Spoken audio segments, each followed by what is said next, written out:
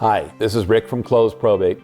It's not unusual for me to get a call a couple times a week, if not more frequently, someone whose parents have died, the property is in a trust, and they've gone to their bank, and the bank says, oh, we don't make a loan during the course of probate or trust administration. So what you're going to have to determine is at what stage you are during the trust administration. One of the first things you have to do during trust administration is to realize at what step you're in during the course of that process. What I like to do is I like to have an organizer handy and review the trust. And there's 4 or 5 things that I always want to know when I'm going to do this. So somebody calls me and I've never spoken to them before. I want to know if in fact they are the person in charge, how they became in charge. So if this is a trust and this is your parents' trust and they've both passed away, for an example, this is a common situation, may not be your situation. The first thing we're going to want to see is a copy of the trust in order to get a loan. We're going to look at the title page to see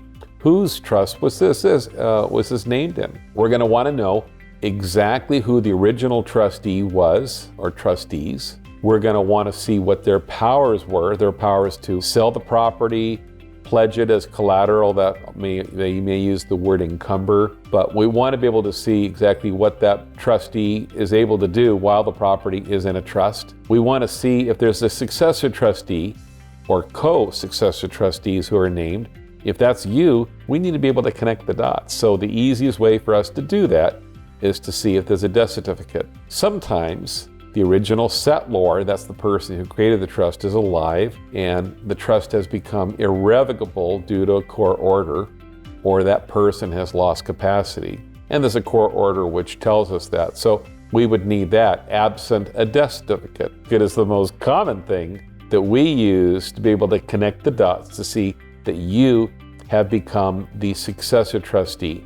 Normally, the trust will become what's called irrevocable. That means you can't go back and forth. Now, I'm not an attorney and I'm not a tax advisor, but those are important things that we're going to need to satisfy title in order to help you borrow against that property while it's in probate without taking it out. And another thing that's going to be necessary is to look at the original signature page of the trust to determine, in fact, did the settlor sign that, and did they put the property into the trust by looking at the copy of the title? Did they transfer it by way of a deed?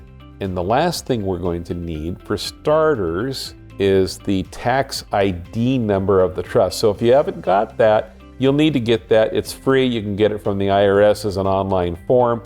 You can apply. It's straightforward. Anything you're going to do, whether you're going to do the trust administration for an ongoing basis or just enough to do a loan or to sell the property, you're going to need the trust federal identification number. That'll be our main step before we take any further action in helping you borrow during the course of trust administration. This has been Rick Harmon from Close Probate. We're looking forward to working with you soon.